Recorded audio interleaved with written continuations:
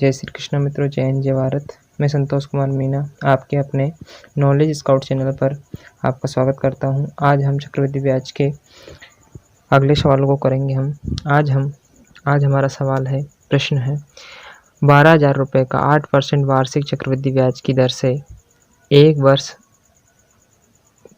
का मिश्र धन ज्ञात करो जबकि ब्याज छमाही दे हो। ठीक, आपको मूलधन दे दिया है, दर दे दिया आपको 8%, और इसके बाद में आपसे क्या पूछा है उसने, एक वर्ष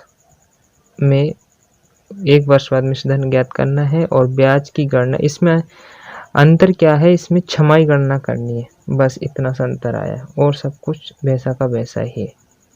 ठीक है, ये आपको मैं यहाँ पर आपको ये छमाही और वैसा का वैसा ही रहेगा। तो करते हैं इन सवालों को।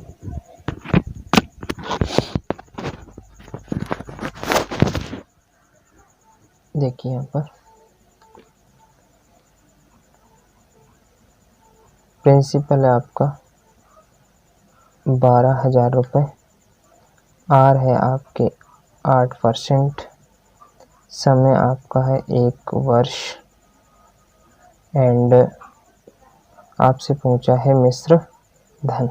ठीक है फ्रेंड्स, इस सवाल में इतना अंतर है कि इसमें जो गणना करनी है वो हर 6 महीने में करनी है, छमाही करनी है, अर्धवार्षिक करनी है। तो ध्यान रखिए, आप यहाँ लिख सकते हैं छमाही गणना, छमाही, या फिर ओब्लिक में लिख देता हूँ अर्धवार्षिक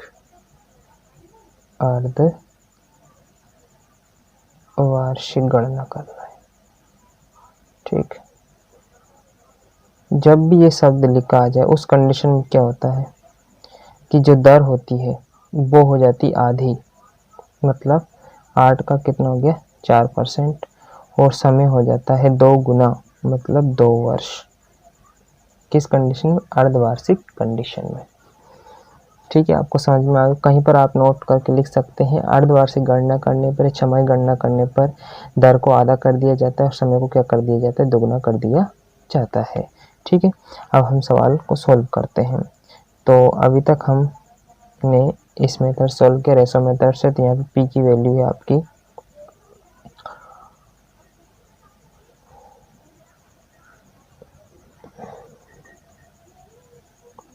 ठीक है फ्रेंड्स, इस सवाल को सॉल्व करते हैं। इसको करते हैं हम रेशो मेथड से। तो यहाँ पर आप क्या करिए, हमें निकालना है मिश्र धन। तो आप यहाँ पे रेट आपको दे रखा है, गिवन है, तो आप रेट को आप रेशो में चेंज कर लीजिए, परसेंट हटा लीजिए। तो ये परसेंट हटा तो नीचे कितना आ गया 100। ठीक है, इसको और सॉल्व कर दीजिए तो ये हो जाएगा आपका 4/25। ठीक है, 4 से 100 कट के 25 बार में। अब आप क्या करिए, ये नीचे की जो संख्या होती है वो होती है मूलधन, और ऊपर की संख्या वो मान लेते हैं हम वृद्धि, मतलब कितना वृद्धि, जैसे 100 रुपये 4 की वृद्धि हो रही थी यहाँ पर, तो इसको थोड़ा सिंप्लीफाई कर लिया तो यहाँ पर कितना हो गया 25 रुपये पे 1 रुपये की वृद्धि हो गई। तो ये ब्याज मान लो, तो ब्याज 1 हो जाएगा, कितना हो जाएगा टोटल मिश्र धन 26 हो जाएगा। तो यहाँ हम लिख लेते 25 और बढ़ करके कितना हो गया ये 26। ठीक है, ये ऊपर की वृद्धि हो रही है, 1 रुपये की वृद्धि 25 रुपये पर। अब ये प्रोसेस 2 बार करेंगे, 25 26 1 और ये 2, क्यों 2 वर्ष था इसलिए। आगे की प्रोसेस आपको सबको पता है कि 25 का जो इंटू होता है वो होता है 625, कितना होता है 625, और जो 26 का इंटू होता है वो होता है 676। ठीक है, ये हमारे पास में मूलधन और मिश्र धन का क्या आ गया, रेशो आ गया। अब हमें पता चल गया है कि ए का जो काल्पनिक वैल्यू है वो कितनी 676 है। हमें निकालना है रियल वैल्यू। ठीक है, तो 676 का यहाँ क्या कर देंगे हम, इंटू करेंगे, और जो वैल्यू यहाँ पर दे रखी है यहाँ से वो यहाँ लिख दीजिए ऊपर, और 12 ये वैल्यू किसकी थी, मूलधन की थी, वो यहाँ लिखा, और मूलधन काल्पनिक वैल्यू यहाँ से लिख दीजिए। ठीक है, ये सवाल आपको और भी अच्छे समझ में आएंगे अगर आप मेरे प्रीवियस वीडियोस को वॉच करेंगे तो, क्योंकि मैंने इस विधि से आगे के सवाल, पिछले वाले सवाल हम करवा चुका हूँ मैं आपको, तो उनको ज़रूर देखिए आप। इसको आप सॉल्व कर लीजिए। आप कैसे करते हैं सॉल्व, आप 5 से डिवाइड कर दो या बड़ी टेबल से कर सकते हैं आप इसको कर दीजिए। चलो 5 से डिवाइड कर दे। 5 एकम 5, एक इसको दिए, 5 दूनी 10, 2 5 पंजे 25 हो गया। ठीक है, 5 दूनी 10, 5 चौके 20 और 2 ये कट गया। और भी अब डिवाइड हो रहा है। 5 दूनी 10, 2 बचा, 5 पंजे 25, 5 चौके 20 और बचा है 4, 5 अट्ठे 40 और 0 का 0 है। ठीक है, अब आप क्या कर लीजिए, आप वापस आप चाहो तो 5 से वापस डिवाइड कर दीजिए। 5 पंजे 25 और 5 नम 45, बचे हैं 3, 5 छक 30। ठीक है, अब हमारे पास में यहाँ पे आ गया 96, यहाँ पे आ गया 676 और बटे में कितना है 5। ठीक है, 96 का और 676 का गुणा करके नहीं हम क्या करते हैं, इस 5 का भाग दे देते हैं। जो मल्टीप्लाई आएगा वो आएगा 64,896। ठीक है, और हम अब क्या करते हैं, 5 का भाग दे देना है। 5 का जैसे हम भाग देंगे तो जिसका जो आंसर आएगा वो आएगा 5 एकम 5, एक इसको दे दी 14 हो जाएगा, 5 दूनी 10, फिर 4 बचा 48 हो गए, 5 नौ 45, बचा है 3, 39 हो गया, तो 5 7 35 हो गया, फिर बचा 4 तो 46 हो गया, 5 नौ 45 हो गए, एक बचा है 5 दूनी 10।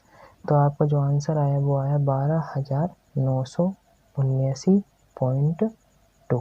ठीक है, ओके, यही आपका आंसर हो गया। आप चाहो तो यहाँ पे 0 भी लगा सकते हैं, 20। ठीक है ना, तो आपका, और ये तो ऑप्शन के ऊपर डिपेंड करता है कि आपको ऑप्शन में 0.2 लिख के देगा या फिर 20 लिख के देगा, दोनों ही सही है, क्योंकि पॉइंट के बाद 0 का महत्व नहीं होता है इधर 0 का, इसलिए। तो आप, यही आपका सॉल्यूशन हो चुका है, मिश्र धन आपका आ चुका है। सवाल 1 टाइम्स में आपको रीड कर देता हूँ कि 12,000 रुपये थे, 8% वार्षिक चक्रवृद्धि ब्याज की दर से 1 वर्ष का मिश्र धन निकालना था और जो ब्याज देना था वो हर 6 महीने पर उसकी गणना करनी थी। तो आपको क्या करना पड़ेगा, अर्धवार्षिक गणना करने पर जो दर होती है उसको आधा कर देते हैं और वर्ष होता है उसको डबल कर देते हैं। इसके बाद में मेथड हमने लगाई है रेशो मेथड। ठीक है, जो हमारी ओल्ड मेथड्स होती हैं, फॉर्मूला मेथड, वो मैंने नहीं लगाई यहाँ पर, रेशो मेथड का यहाँ पे यूज किया है। यह भी आपको कठिन लग रही होगी, लेकिन जैसे ही आपको इसका अभ्यास हो जाएगा तो ये आपके लिए बहुत ही सुविधाजनक मेथड बन जाएगी, कम समय में आंसर इससे निकलने लग जाएगा आपसे। ठीक है फ्रेंड्स, तो अब चलते हैं आगे की तरफ।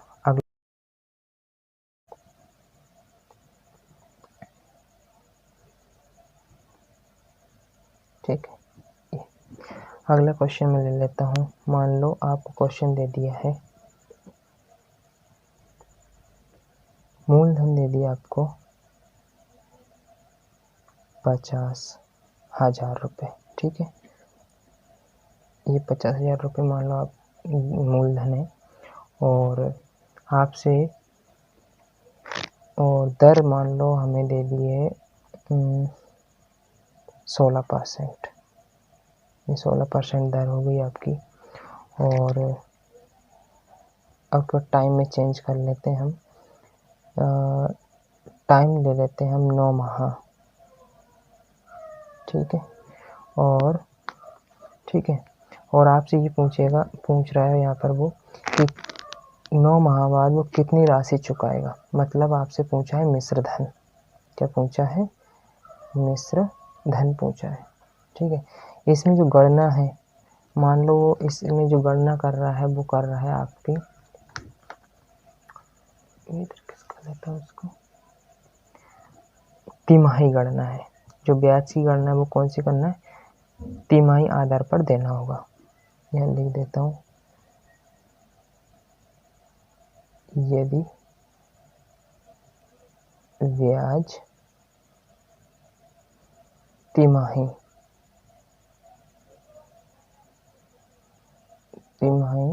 देय हो, ठीक है, ये लिख दिया, देय है, देय हो, जो भी लिखना चाहते हो। तो क्वेश्चन आपको समझ में आ गया होगा कि 50,000 रुपये हैं, 16% की दर से 9 माह बाद कितने हो जाएंगे, मतलब मिश्र धन निकालना है। और इसमें जो ब्याज की गणना है वो तिमाही रूप में करना है। कौन से रूप में करना है? तिमाही रूप में। तो मैं डायरेक्ट यहाँ लिख लेता हूँ, तिमाही गणना। फ्रेंड्स ध्यान रखना थोड़ा सा इनका, इसके पहले साल हमने किया था अर्धवार्षिक गणना। अर्धवार्षिक गणना में का रूल अलग होता है कि रेट जो होती है वो आधी हो जाती है, समय दोगुना हो जाता है। लेकिन जैसे तिमाही गणना होती है तो जो दर होती है उसमें 4 का भाग दे देते हैं। किसका भाग दे देते हैं? 4 का भाग दे देते हैं और 4 का इंटू इसमें कर देते हैं। तो यहाँ पे देखिए आप, ये था आपका रेट जिसमें आपने 4 से जैसे भाग दिया तो ये बन गई आपकी 4%। और ये था टाइम आपका 9 माह, और 9 माह में जैसे 4 का इंटू किया तो ये बन गया आपका 36। ठीक है, 36 का मतलब कितना हुआ? 3 साल, 3 वर्ष। ये आपने इसको थोड़ा सा सिंप्लीफाई कर लिया, सरल कर लिया है। ठीक है, अब चलते हैं आगे की तरफ। अब करते हैं सवाल को आगे बढ़ा देते हैं। रूल अपना वही है कि सबसे पहले 4% को आप थोड़ा सा क्या कर लीजिए, 4/100 कर दीजिए, और इसको और भी सिंप्लीफाई करोगे तो ये हो जाएगा आपका 1/25। ठीक है, यहाँ लिखिए 25, 25 पे 1 बड़ा 26, फिर 25 पे 1 बड़ा 26, फिर 25 पे 1 बड़ा 26। इन सभी का क्या करना है, अब हमें इंटू करना है, मतलब 25 का घन निकालना है और 26 का भी घन निकालना है। तो 25 का जो घन होता है वो होता है आपका 15,625, और जो 26 का घन होता है वो होता है 17,576, ये होता है। ठीक है फ्रेंड्स, अब आपको निकालना क्या है वो देख लीजिए। यहाँ पे अमाउंट निकालना है, ये लाइन खींची तो आप क्या कर देते हैं, यहाँ पर यहाँ क्या दे रखा है, इसमें पी की वैल्यू दे रखी है, लिख लीजिए आप 50,000। ठीक है, और पी की वैल्यू यहाँ से लिख लीजिए 15,625। ठीक है, वापस समझना, जो यहाँ पर दे के रखा होता है वो ही लिखते हैं। तो यहाँ पी का मान था वो लिखा, यहाँ से पी का मान लिखा ये, लेकिन निकालना किसका मान एक का, तो यहाँ पे लिख लीजिए आप 17,576, ये लिख लिया। अब इनको सभी को क्या करना है, सिंप्लीफाई करना है। तो सिंप्लीफाई कर लेते हैं अपन, 25 से कर लेते हैं डायरेक्ट। 25 छक्के होता है 150, ये 156 थे। ठीक है, 6 बचा हो गए 62। ठीक है, और 25 दूनी 50, बचा है 12, 25 पंजे 125, 25 दूनी 50, और ये 3 जीरो ये कट गए। 25 से ये 25 बार में कटता है। ठीक है, 25 से 25 625 होता है। 25 से 8 200, जीरो का जीरो, 5 पंजे 25, और 5 एकम 5, बचा 3, 5 छक 30। ठीक है, हमारे पास अब बचा है 16, 17,576, और बटे में है 5। 16 का इनका हम क्या कर लेते हैं, गुणा कर लेते हैं। जैसे ही आप 16 और 17,576 का गुणा करोगे, ये आएगा 28, 12, 16। ठीक है फ्रेंड, आप इसका गुणा कर लीजिए और आपका ये आ जाएगा। ठीक है, 2,21,216। अब नीचे है बटे में 5, 5 ले दीजिए, 5 का भाग दे दीजिए। अब इसमें जैसे ही 5 का भाग दोगे आप, तो जो आपका आंसर आएगा वो आएगा 5 चौके 5 पंजे 25 बचा है 3, 5 चक 30 बचा है 1, 5 दूनी 10 बचा है 2, 5 चौके 20 बचा है 1, 5 तिये 15 बचा 1 पॉइंट लगा लो 10 हो गए 5 दूनी 10 56,243.2। ठीक है, ओके, यही आपका आंसर आ चुका है मिस्र धन का। ठीक है, आपसे क्या पूछा था, मूलधन दे के रखा था, आर का मान भी दे के रखा था, समय दे रखा था और मिस्र निकालने का पूछा था, लेकिन साथ ही साथ इस सवाल में एक शर्त दे दी थी कि जो ब्याज की गणना करना वो क्या करना है, तिमाही रूप में करना है। तो जब भी तिमाही रूप में गणना करनी होती है तो उस कंडीशन में हम क्या करते हैं, जो दर होती है उसको दर को 4 से भाग दे देते हैं, मतलब 1/4 कर देते हैं, और जो समय होता है उसमें 4 का गुणा कर देते हैं। ठीक है, और अर्धवार्षिक में क्या करते हैं, दर को इधर मैंने आपको समझा दिया था पहले, मैं बोल देता हूँ आपके, अर्धवार्षिक में दर को आधा करते हैं और समय को 2 गुना करते हैं। अर्धवार्षिक में दो इसलिए लेते हैं क्योंकि अर्धवार्षिक वर्ष में 2 अर्धवर्ष होते हैं, मतलब 2 6 माह होते हैं। इसी प्रकार यहाँ पे तिमाही की बात हो रही है तो तिमाही कितने होते हैं, 4 होते हैं। कितने होते हैं, 4, 3-3 के टुकड़े करो आप 12 महीने के, तो कितने हो जाएंगे, 4 टुकड़े हो जाएंगे। ठीक है ना, इसलिए रेट को तो हम 4 से डिवाइड कर देते हैं। ठीक है, उसको बांट दे, रेट को बांटना पड़ेगा ना 4 टुकड़ों में, इसलिए, और यहाँ पर आपको क्या करना पड़ेगा, मल्टीप्लाई करना पड़ेगा, इसलिए आपके कितने हो जाएंगे, 36 माह, और 36 माह का बनता है 3 वर्ष। ये आपने का सॉल्यूशन आ चुका है। अगला सवाल ले लेते हैं, तो यहाँ पर 10,000 मैं मूलधन मान लेता हूँ कि 10,000 का 10% वार्षिक 10% वार्षिक दर से 1 वर्ष 6 माह, 1 वर्ष 6 माह का चक्र वृद्धि ब्याज चक्रवृद्धि ब्याज ज्ञात करो। ठीक है, ये आपको सवाल हो गया, लेकिन एक शर्त आपको मान लो अपन ले लेते हैं, जबकि चक्रवृद्धि ब्याज या जो चक्रवृद्धि ब्याज है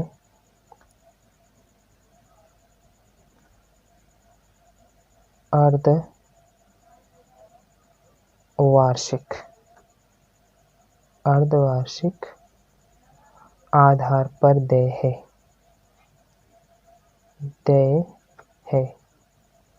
ये हो गया। ठीक है, वापस आप इसको डायरेक्ट आप बस फोकस यहाँ कर लीजिए कि ये वर्ड आ चुका है अर्धवार्षिक। अगर ये नहीं आता, अगर ये ना आता तो फिर कोई चेंज ही नहीं करते, लेकिन अर्धवार्षिक आ गया तो यहाँ पे चेंज हो जाएगा, रेट हो जाएगी आपकी 5%। ये डायरेक्ट देख लीजिए, यहाँ पर मैं सॉल्यूशन में डाल देता हूँ। ठीक है, ये 10% हो गई और समय हो जाएगा आपका 2 गुना, कितना, 2 गुना, ध्यान रख लीजिए। ठीक है, एक यहाँ पे कितना, 1 वर्ष और 6 माह, मतलब कितने हो रहे, 1.5 वर्ष हो रहे, 1.5 का दुगुना कितना होता है, 3 वर्ष, ये लिख देता हूँ 3 वर्ष। अब सवाल को हम सोल्व कर लेते हैं। ठीक है, पी का मान ऑलरेडी आपको दे रखा है 10,000 रुपये। आप क्या करते हैं, हमें सोल्व करना है इसको रेशो मेथड से। जब रेशो मेथड सोल्व करना होता है तो हमेशा हम परसेंट पर अटैक करते हैं, परसेंट को हम ऐसे सिंप्लीफाई कर लेते हैं, तो ये रेशो के फॉर्म में आ जाएगा 1/20। ठीक है, इसका मतलब ये हुआ आपको 20 रुपये पर 1 रुपया मिल रहा है, 20 पर 1 की वृद्धि हो रही है। तो यहाँ लिखते हैं 20 पर 1 मिला तो हो गए आपके 21, फिर 20 पे 1 मिला तो हो गए 21, फिर 20 पे 1 मिला हो गए 21। ये प्रोसेस कितने साल तक चलेगी, 3 साल तक। आप इसको देखिए। ठीक है, अब इनको ध्यान नहीं देना है क्योंकि बदल चुके हैं। अब आगे देखिए प्रोसेस की, ये तो होता है आपका मूलधन, ये होता है आपका मिश्र धन। इनका घन जब करोगे तो ये आएगा आपका 8,000। ठीक है। अब इसके बाद में आप 21 का क्यूब करोगे, 21 का घन निकालोगे तो 21 का घन मैं निकालता हूँ। 21 स्क्वायर तो होता है 441। 441 में 21 का इंटू और कर लेते हैं हम, तो ये आएगा आपका 9,261। 9,261 में एक बार और चेक कर लेता हूँ इसको कि 21 का घन कितना होता है। ठीक है,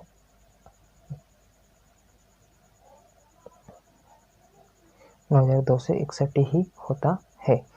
ठीक है फ्रेंड्स, अब आगे क्या करते हैं, हमें निकालना क्या है आप वो देख लीजिए। चक्रवृद्धि ब्याज निकालना है, तो आपको निकालना क्या था, चक्रवृद्धि ब्याज निकालना था। चक्रवृद्धि ब्याज निकालना तो देखना,